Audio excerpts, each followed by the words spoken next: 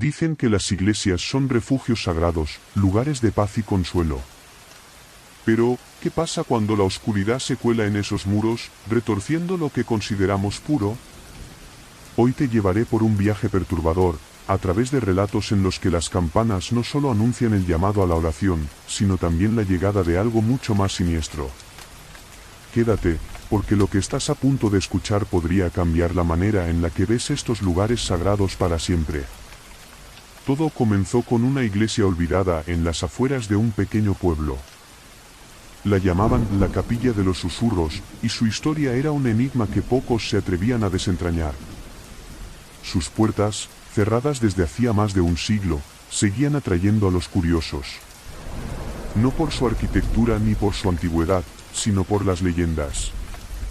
Se decía que, al caer la noche, de su interior emergían voces. No cánticos, no rezos, sino murmullos desesperados que parecían suplicar ayuda. Nadie podía explicar cómo un lugar vacío podía resonar con tal intensidad.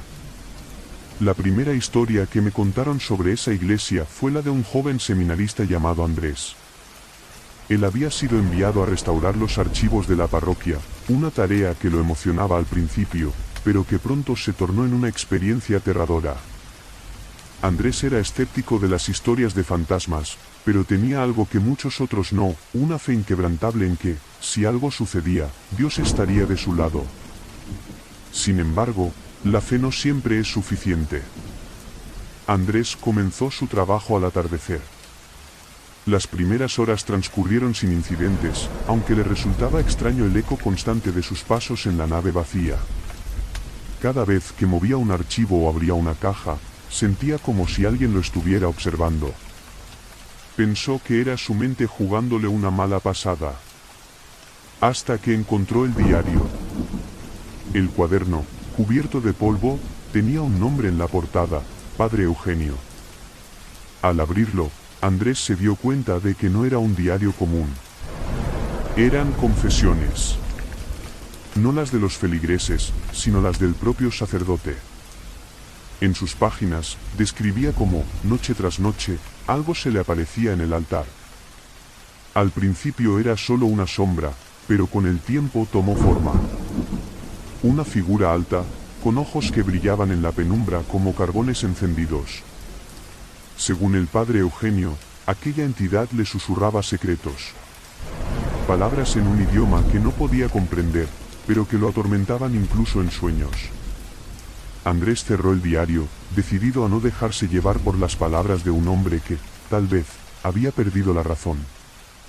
Pero entonces lo escuchó. Los susurros. Bajos, apenas audibles al principio, pero cada vez más claros. Provenían del altar. El joven, paralizado por el miedo, sintió un frío recorrerle la columna. Era como si el aire mismo se hubiera vuelto más denso, más pesado.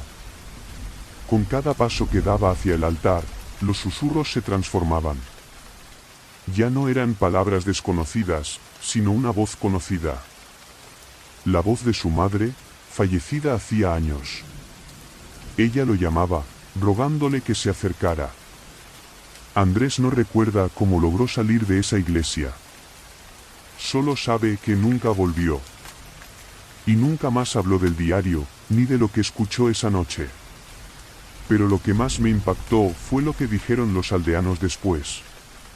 Cuando las puertas de la iglesia fueron selladas nuevamente, alguien notó algo extraño en el altar, un retrato. Era la foto de una mujer, la madre de Andrés. Nadie supo explicar cómo llegó allí. La siguiente historia que me contaron sucedió en otra iglesia, esta vez en una ciudad más grande. Era un templo hermoso, con vitrales que proyectaban un arco iris de luces en los días soleados. Pero había un detalle que nadie mencionaba, un sótano oculto, del cual muchos preferían no hablar. Cuenta la historia que, hace décadas, una monja desapareció en ese lugar. Su nombre era Sor Clara, y era conocida por su bondad y su dulzura. Una noche, después de los rezos, bajó al sótano para buscar unos documentos. Nunca regresó. Los sacerdotes buscaron durante días, pero no encontraron ni rastro de ella. Lo más extraño es que, desde aquella noche, los vitrales de la iglesia comenzaron a cambiar. Donde antes había imágenes de santos y ángeles, empezaron a aparecer figuras sombrías, rostros que parecían gritar en silencio. Los sacerdotes dijeron que era un efecto de la luz y la suciedad acumulada. Pero los fieles no estaban tan seguros. Años después, un grupo de restauradores fue contratado para limpiar los vitrales. Entre ellos estaba Mariana, una joven apasionada por el arte sacro. Mariana no creía en las historias de fantasmas, pero había algo en aquellos vitrales que la inquietaba. Mientras limpiaba el rostro de un santo, notó algo extraño. Debajo de la pintura, había otra imagen.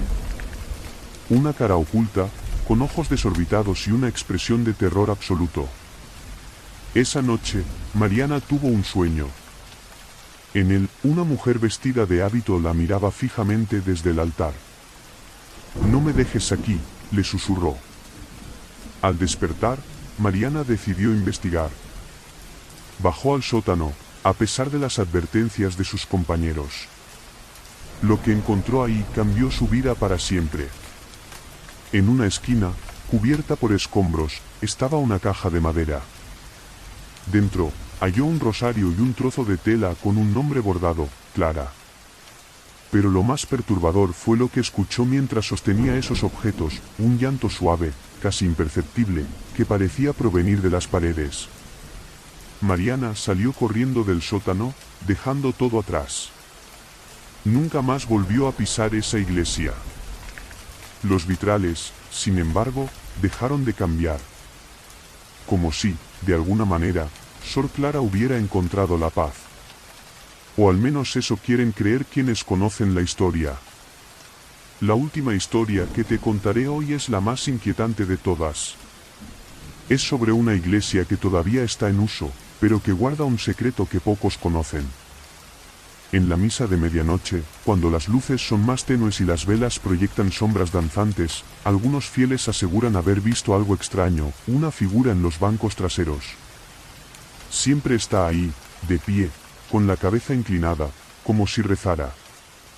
Pero hay algo en su presencia que pone la piel de gallina. Un hombre llamado Francisco, que trabajaba como sacristán, decidió enfrentarse a esa figura. Una noche, después de la misa, esperó hasta que todos se hubieran ido. Caminó hacia los bancos traseros con una linterna en mano, decidido a descubrir qué o quién era. Al llegar, encontró un libro de oraciones abierto. La página estaba marcada con una oración para las almas perdidas. Pero no había nadie ahí. Al día siguiente, Francisco le contó al sacerdote lo que había visto. Este lo miró fijamente, con un tono grave, le dijo, «No vuelvas a acercarte a los bancos traseros. Hay cosas que no debemos perturbar». Francisco, intrigado, comenzó a investigar.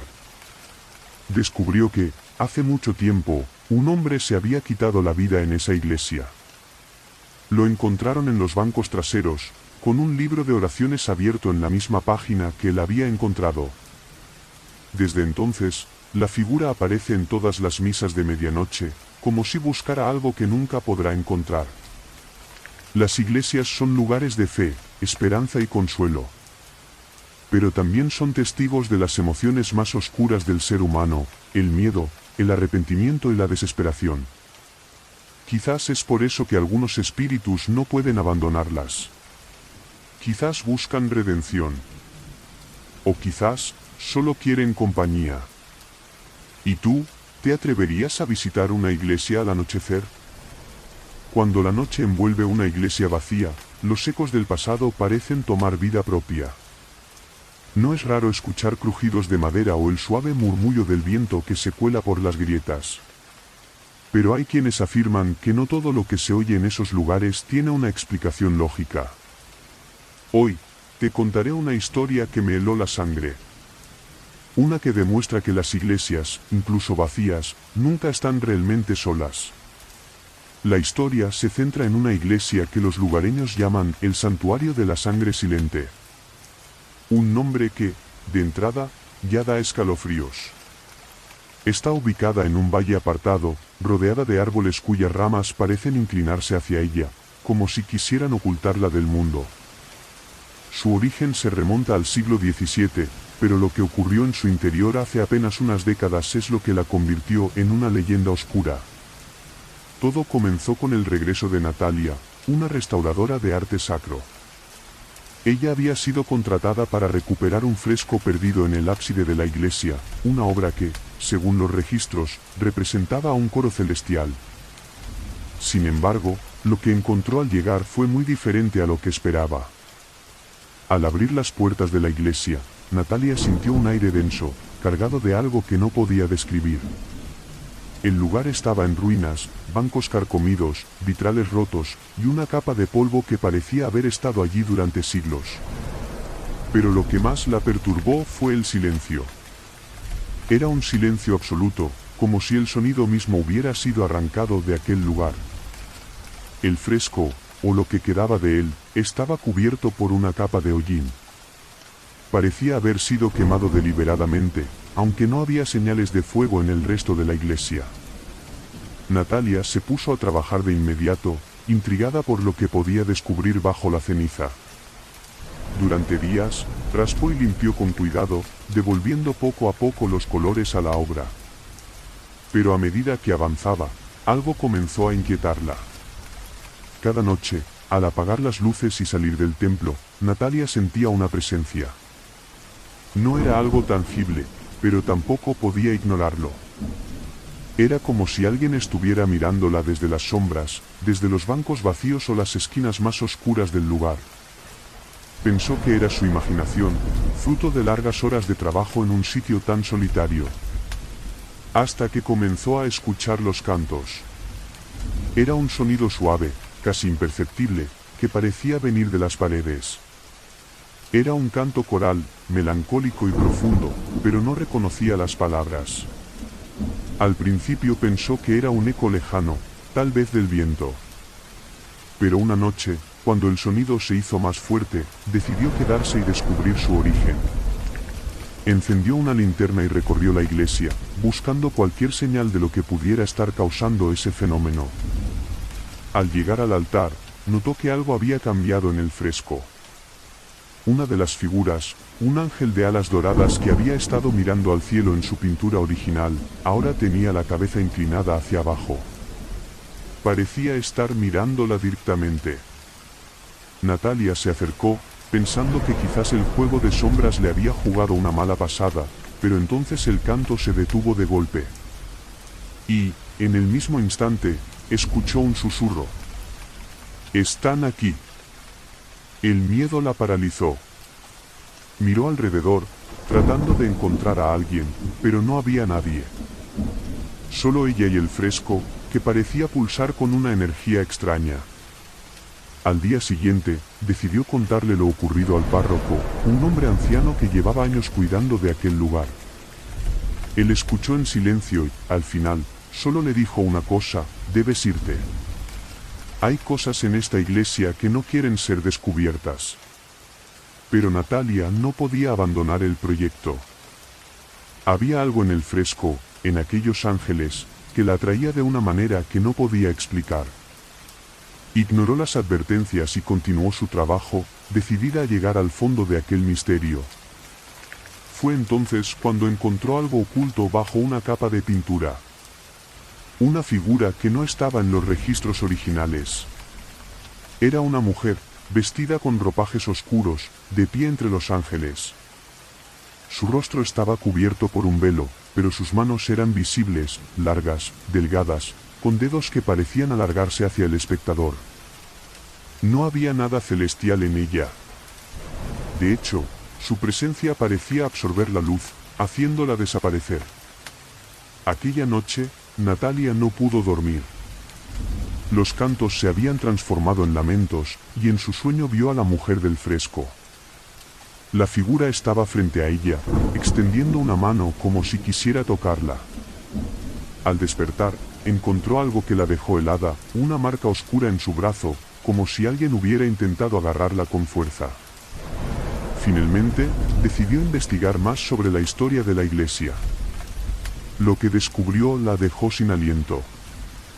Según los archivos antiguos, la iglesia había sido construida sobre un antiguo cementerio.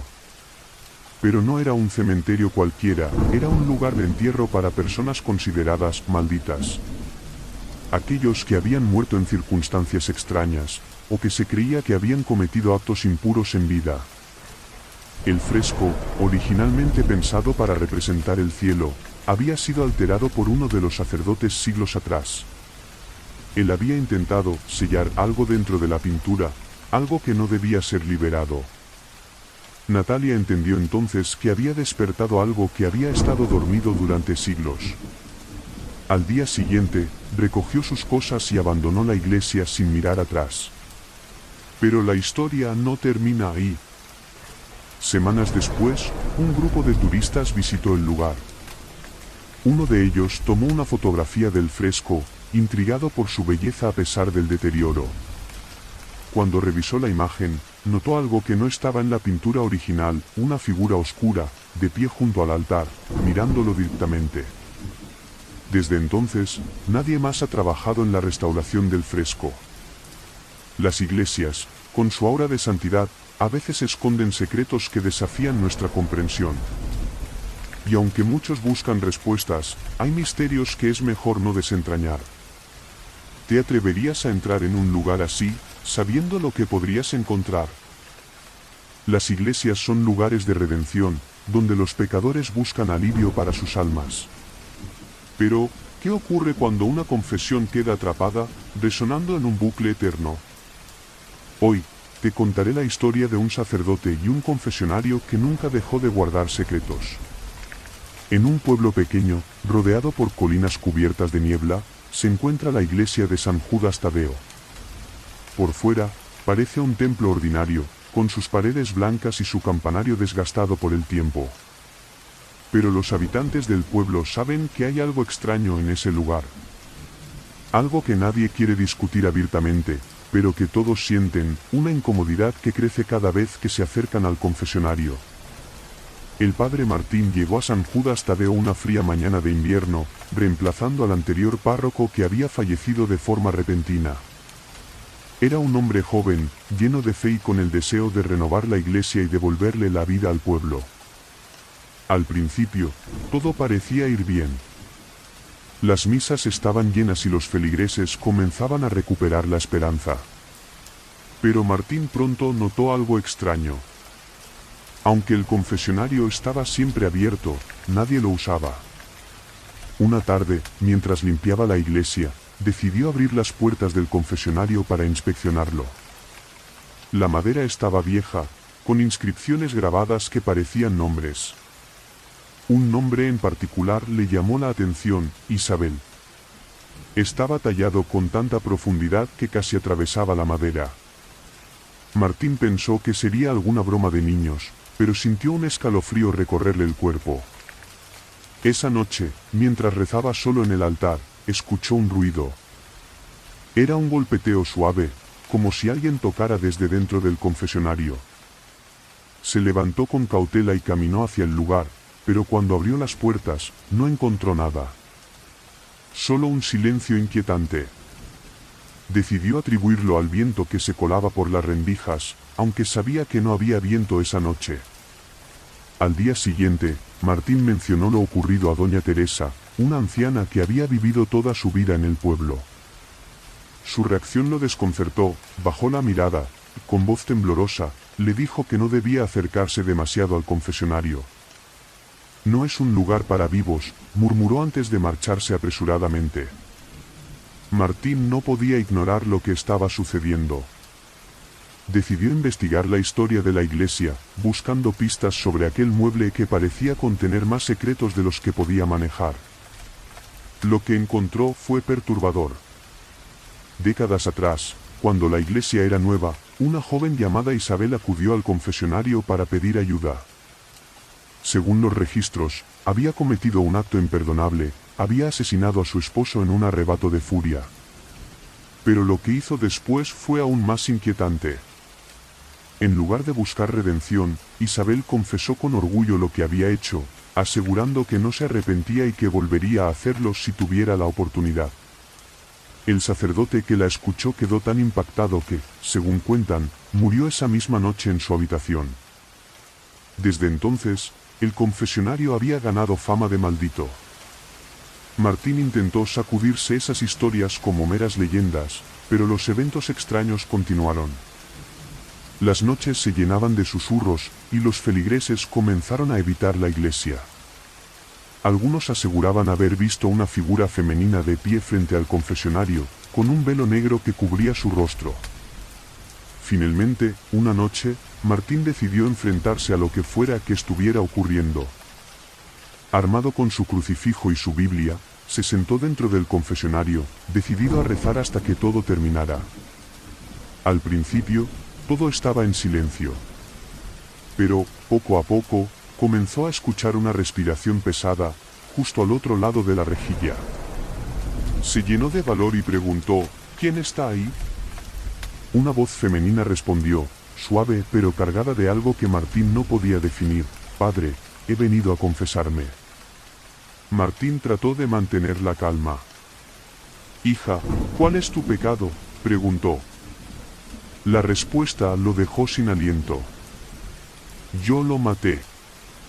Y ahora estoy aquí para confesar lo que tú hiciste. Antes de que pudiera reaccionar, las paredes del confesionario comenzaron a crujir. Martín sintió que el aire a su alrededor se volvía denso, sofocante. De repente, todo quedó en silencio, excepto por un susurro que parecía venir de todas partes a la vez, tú también ocultas tus pecados. Martín salió del confesionario, temblando, y vio algo que jamás olvidaría.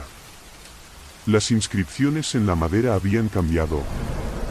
Ahora, junto al nombre de Isabel, estaba grabado el suyo.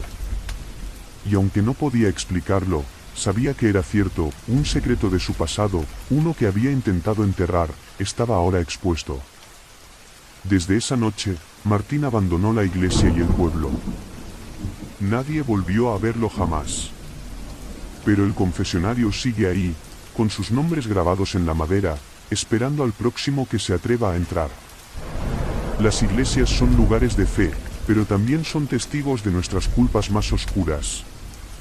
Y a veces, esos pecados no desaparecen, sino que permanecen, esperando a ser confesados, una y otra vez.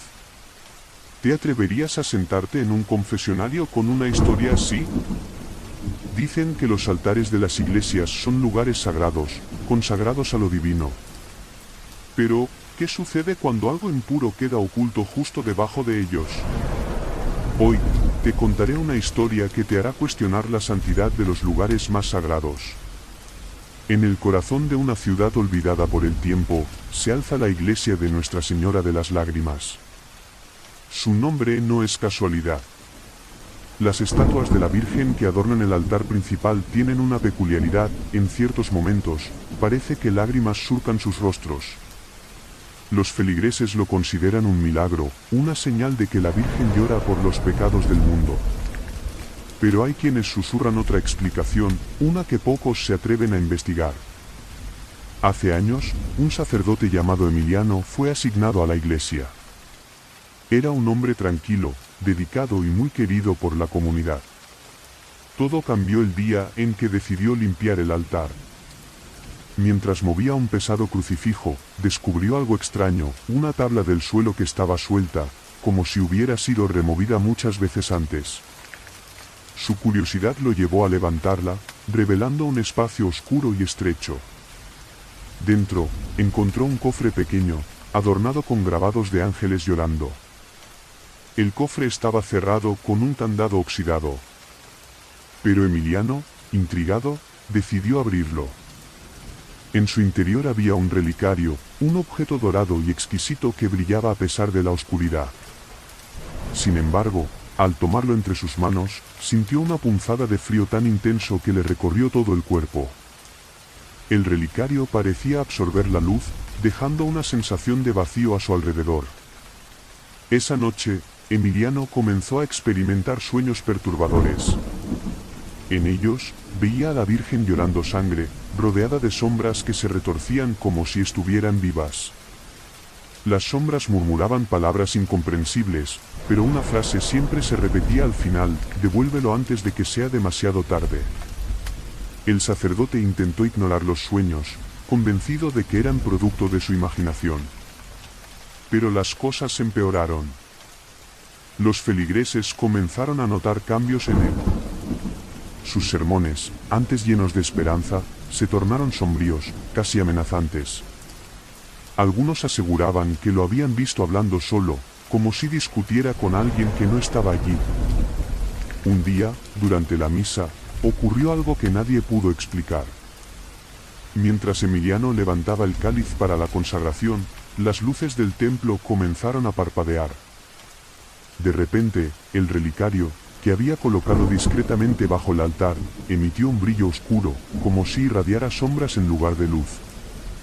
La figura de la Virgen en el altar principal comenzó a llorar, pero esta vez no eran lágrimas transparentes. Era sangre, un hilo rojo que descendía lentamente por su rostro de mármol. El pánico se apoderó de los feligreses.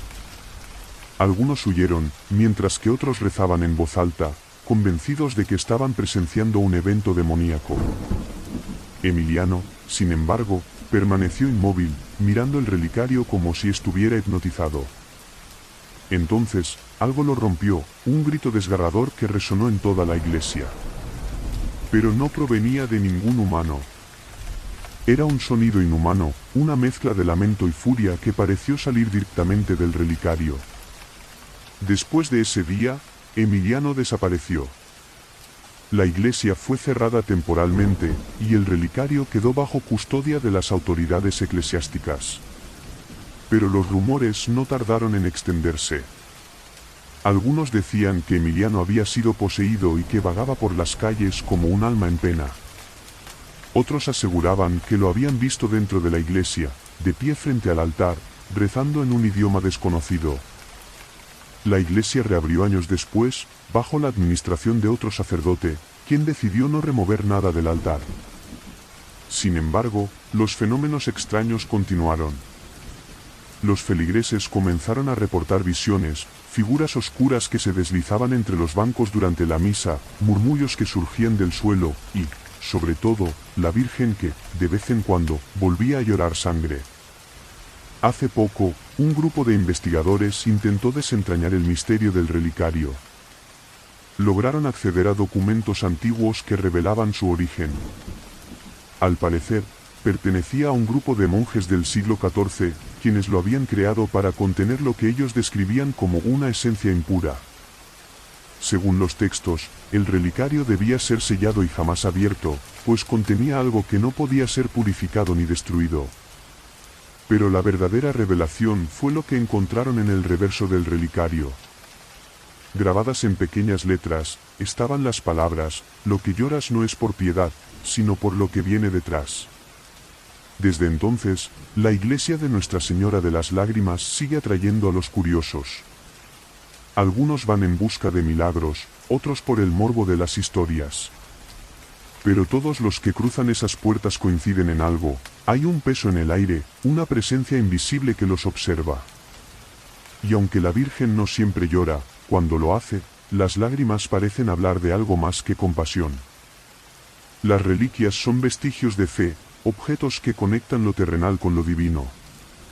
Pero, a veces, pueden ser el puente hacia algo mucho más oscuro. ¿Qué harías tú si encontraras algo como el relicario bajo el altar de tu iglesia? ¿Te atreverías a abrirlo? Hay iglesias que parecen esconder secretos entre sus paredes, ecos que se niegan a disiparse, atrapados en un ciclo interminable. Hoy, te contaré la historia de un coro que jamás dejó de cantar, aunque los cantantes ya no estuvieran allí. La parroquia de San Sebastián Mártir se alza en la cima de una colina, dominando un pequeño pueblo en la región montañosa del norte. Por siglos, su coro fue motivo de orgullo local, conocido por sus voces angelicales y sus interpretaciones que, según los habitantes, eran capaces de hacer llorar incluso a los más endurecidos. Pero la tradición terminó abruptamente hace 20 años, cuando ocurrió una tragedia que dejó una mancha imborrable en la historia del lugar. El incidente sucedió en la víspera de la Pascua. Aquella noche, el coro de la iglesia, compuesto por 15 jóvenes, ofrecía su ensayo final antes de la gran misa. El pueblo entero podía escuchar sus voces resonando en el valle, llenando el aire de una melodía tan hermosa que parecía sobrenatural. Sin embargo, en un giro inesperado, un incendio estalló dentro de la iglesia.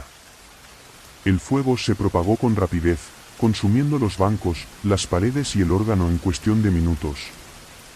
Nadie sabe exactamente cómo comenzó el incendio, pero lo más desgarrador fue que el coro quedó atrapado en el interior.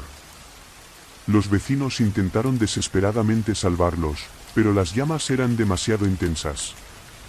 Para cuando lograron entrar, no quedaba nada más que cenizas y el eco persistente de una última nota. Desde entonces, la iglesia fue reconstruida, pero nunca volvió a ser la misma. Y aunque los lugareños intentaron seguir adelante, algo extraño comenzó a ocurrir.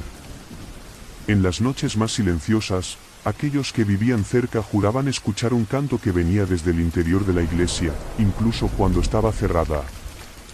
Era la misma melodía que el coro había ensayado la noche del incendio. Años después, el padre Samuel llegó al pueblo, enviado por el obispo para hacerse cargo de la parroquia. Samuel era un hombre práctico, con poca paciencia para las supersticiones locales. Cuando los vecinos le contaron sobre los cantos nocturnos, él sonrió con amabilidad, asegurándoles que investigaría. Pero en el fondo, pensaba que todo era producto de la imaginación de un pueblo marcado por el trauma. La primera semana transcurrió sin incidentes. Samuel renovó el altar, reparó los vitrales y limpió cada rincón del lugar. Pero una noche, mientras preparaba su sermón, escuchó algo que lo dejó congelado, un canto. Era suave, melancólico, pero perfecto, como si un coro invisible estuviera ensayando en el fondo de la iglesia. Samuel apagó las luces y recorrió el templo con una linterna. El sonido parecía provenir del coro alto, la plataforma donde antiguamente los cantantes se reunían. Al subir, encontró el espacio vacío, pero el canto continuaba, resonando a su alrededor. Aunque no había nadie allí, podía sentir una presencia, una sensación de que no estaba solo. Los días siguientes, Samuel intentó buscar una explicación lógica. Revisó cada rincón de la iglesia en busca de dispositivos escondidos, alguna grabadora o truco elaborado. Pero no encontró nada. Entonces, decidió investigar más sobre el incendio. Lo que descubrió fue inquietante. Según algunos testimonios, el incendio no había sido accidental. Un miembro del coro, una joven llamada Clara, había sido expulsada meses antes debido a un incidente que la iglesia había preferido mantener en secreto. Clara era conocida por su temperamento y por su obsesión con el coro. La noche del ensayo, alguien la vio merodeando cerca de la iglesia con una lámpara de aceite. Aunque nunca se le acusó formalmente, muchos creían que ella había iniciado el fuego como venganza. Pero había algo más. Entre los escombros del incendio, los investigadores habían encontrado algo que nunca se reveló al público, las partituras del coro, completamente intactas, sin una sola quemadura. Eran las mismas que los jóvenes cantaban la noche del desastre. Y al pie de una de las hojas, escrito con una caligrafía temblorosa, estaba el nombre de Clara, seguido de una frase que Samuel no pudo entender: ninguna melodía muere realmente.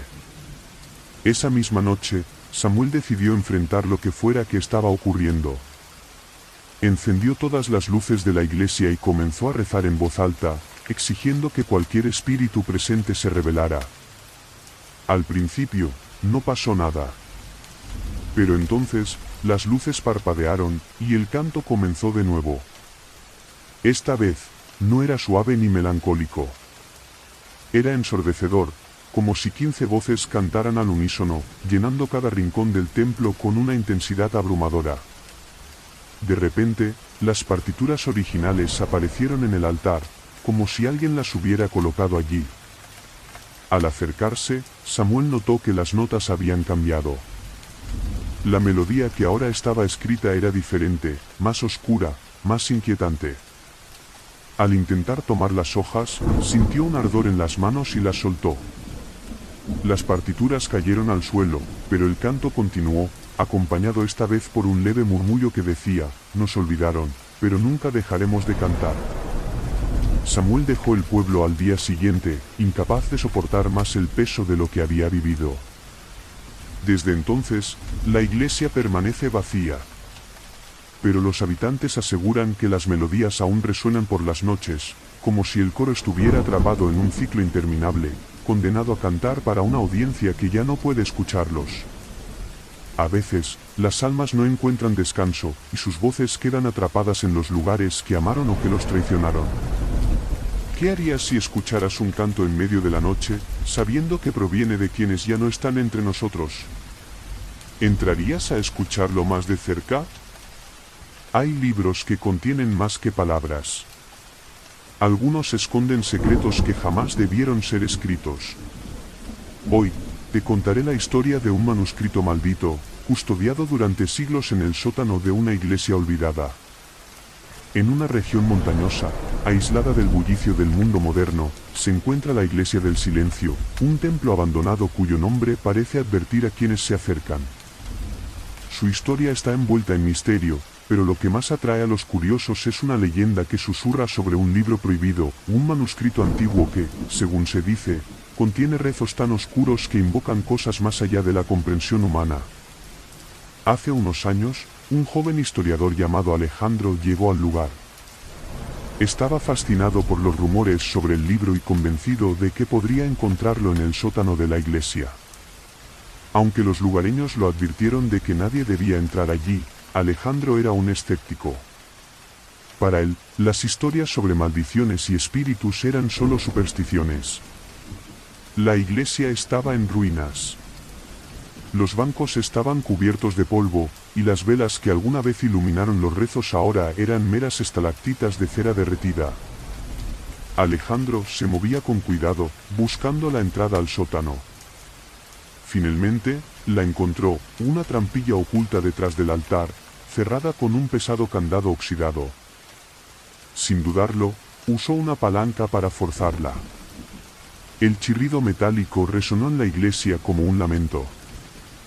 Bajó por una escalera de piedra que parecía no terminar nunca. El aire se volvía más denso con cada paso, y una humedad pegajosa le envolvía la piel. Cuando llegó al fondo, se encontró en una habitación circular, iluminada solo por la luz tenue de su linterna. En el centro, sobre un pedestal cubierto de telarañas, estaba el libro. Era más grande de lo que esperaba, con una cubierta negra y letras doradas que se habían desvanecido con el tiempo. Aunque no entendía el idioma en el que estaba escrito, sintió una extraña atracción hacia él, como si el libro lo llamara. Contra su mejor juicio, lo tomó y comenzó a hojearlo. Las páginas estaban cubiertas de símbolos y dibujos perturbadores, rostros gritando, figuras humanas con extremidades distorsionadas, y algo que parecía un ojo gigante que parecía observarlo desde el papel. Pero lo que más le llamó la atención fue un pasaje que, sorprendentemente, estaba escrito en latín. Aunque su conocimiento del idioma era limitado, pudo traducir una frase: aquellos que lean estas palabras abrirán la puerta para que lo innombrable entre. Alejandro rió nerviosamente. Pura dramatización, se dijo. Sin embargo, en ese momento, sintió un leve temblor bajo sus pies. Pensando que era su imaginación, decidió llevarse el libro para estudiarlo con más detalle. Pero al intentar salir del sótano, las escaleras parecieron alargarse.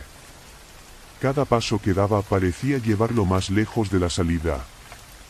Y entonces, lo escuchó, un susurro. Era un sonido suave, pero helado, como si alguien hablara justo detrás de él. Giró rápidamente, pero no vio a nadie. Sin embargo, el susurro persistía, ahora acompañado de un leve murmullo que parecía provenir del libro. Cerró la cubierta, pero el murmullo no se detuvo. De hecho, se intensificó. Cuando finalmente logró salir del sótano, la iglesia parecía diferente. La luz que antes entraba por los vitrales ahora era tenue y rojiza, como si el sol se hubiera extinguido. Afuera, el paisaje había cambiado. Las montañas parecían más cercanas, y el aire tenía un extraño olor a azufre. Alejandro sintió pánico. Algo estaba mal, profundamente mal. Decidió regresar al pueblo, pero en el camino, se dio cuenta de que las sombras lo seguían. No las suyas, sino otras, más grandes y grotescas, que se deslizaban entre los árboles. Cuando llegó al pueblo, trató de explicar lo que había sucedido, pero nadie quiso escucharlo. Los lugareños cerraron sus puertas y ventanas, rezando en voz baja, como si intentaran protegerse de algo invisible. Esa noche, Alejandro no pudo dormir. El libro, ahora sobre la mesa de su habitación, parecía emitir un leve resplandor, como si tuviera vida propia. A medida que la madrugada avanzaba, los susurros regresaron. Esta vez, no estaban solos. Junto a ellos, escuchó un crujido, como si algo pesado caminara fuera de su casa. De repente, las luces comenzaron a parpadear, y el sonido de pasos se hizo más fuerte. Alejandro miró por la ventana, pero no vio nada. Sin embargo, cuando se volvió hacia la mesa, el libro estaba abierto, aunque él no lo había tocado. Las páginas se movían solas, deteniéndose en un dibujo que le heló la sangre, un ser informe, con tentáculos y un rostro vacío, excepto por un enorme ojo central. Antes de que pudiera reaccionar, las sombras invadieron la habitación. Alejandro sintió como el aire se volvía irrespirable, y los susurros se transformaron en gritos. No recordaba nada después de eso.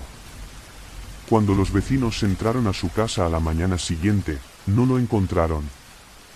El libro, sin embargo, estaba allí, cerrado y perfectamente colocado sobre la mesa. Desde entonces, el pueblo ha evitado la iglesia del silencio. Dicen que, en las noches sin luna, pueden ver una figura en las ventanas del templo, un hombre con una linterna, atrapado en una búsqueda eterna. Y aunque nadie sabe exactamente qué sucedió con Alejandro, todos coinciden en algo: el libro sigue ahí, esperando a su próximo lector. Los secretos ocultos en los lugares santos son los más peligrosos. A veces, no deberían ser descubiertos. ¿Y tú, serías capaz de abrir un libro si supieras que podría cambiar tu mundo para siempre? En lo alto de una colina olvidada, donde los vientos nunca callan y los árboles se retuercen como si quisieran escapar de la tierra, se erige la iglesia de San Jerónimo del Silencio.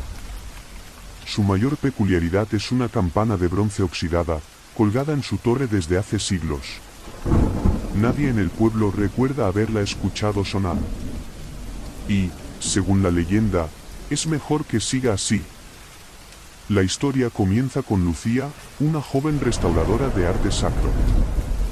Fue contratada para reparar las grietas de los vitrales de la iglesia, que habían resistido siglos de tormentas. Para ella, era un trabajo rutinario, aunque la advertencia del sacerdote del pueblo le llamó la atención: no subas a la torre bajo ninguna circunstancia. Es un lugar maldito. Lucía no era supersticiosa. Había trabajado en iglesias con leyendas similares y siempre había sido testigo de trucos simples, corrientes de aire que hacían crujir las puertas, sombras provocadas por el juego de la luz. Así que, aunque prometió no hacerlo, la curiosidad pronto comenzó a consumirla. El primer día de trabajo transcurrió sin problemas. La iglesia estaba vacía, y salvo el sonido del viento, todo era un silencio sepulcral. Pero cuando el sol comenzó a ponerse, escuchó algo que no esperaba: un leve tintineo proveniente de la torre. Era apenas un murmullo metálico, como si alguien estuviera golpeando la campana con suavidad. Lucía subió a investigar, pero la puerta que llevaba a la escalera estaba cerrada con un candado antiguo. Esa noche, le preguntó al sacerdote sobre la campana. El anciano la miró fijamente, con una mezcla de temor y cansancio. Esa campana no debe sonar nunca más. La última vez que lo hizo, trajimos el infierno sobre nosotros. Ante la insistencia de Lucía, el sacerdote le contó la historia. Hace más de 2 siglos, durante una terrible sequía que azotaba la región, los habitantes del pueblo comenzaron a desesperarse. Los cultivos se marchitaban, el ganado moría, y las oraciones no parecían ser escuchadas. Fue entonces cuando un hombre misterioso llegó al pueblo. Nadie sabía de dónde había venido, pero prometió traer lluvia si los aldeanos le dejaban tocar la campana de la iglesia. El sacerdote de ese entonces se opuso, afirmando que la campana era un instrumento sagrado, pero el pueblo, hambriento y desesperado, ignoró sus advertencias. Permitieron al extraño subir a la torre. Al primer toque de la campana, una lluvia torrencial comenzó a caer, salvando las cosechas y llenando los ríos. Pero la alegría duró poco. Esa misma noche, las campanas sonaron solas, y con cada repique, un aldeano desaparecía. Al amanecer, solo quedaron unas pocas personas. El extraño había desaparecido, y la campana nunca volvió a tocarse. Desde entonces, cualquier intento de activarla había sido detenido por una fuerza inexplicable, el badajo se rompía, las sogas se deshilachaban, y aquellos que intentaban forzarla sufrían accidentes inexplicables. Lucía escuchó la historia con escepticismo, aunque no pudo evitar sentir un escalofrío. Al día siguiente, mientras limpiaba los vitrales más altos, su vista se fijó en la torre. Algo en la campana la intrigaba, como si un brillo inusual emanara de ella, pese a su oxidada superficie. Cuando terminó su trabajo, esperó a que el sacerdote se fuera, rompiendo su promesa, buscó una manera de entrar a la torre. Usó una llave antigua que encontró entre las herramientas del templo, tras varios intentos, logró abrir la puerta. La escalera de caracol crujía bajo sus pies, y el aire se volvía más pesado a medida que ascendía. Pero lo que encontró en la cima la dejó sin aliento. La campana no era como la había imaginado. A pesar de su evidente antigüedad, estaba cubierta de grabados que parecían recién hechos, rostros humanos, retorcidos en expresiones de terror, y símbolos que no podía entender. Sin embargo, lo más extraño era el badajo, no era de metal, sino de algo que parecía hueso. Lucía sintió una irresistible necesidad de tocarla, como si algo dentro de ella la empujara a hacerlo.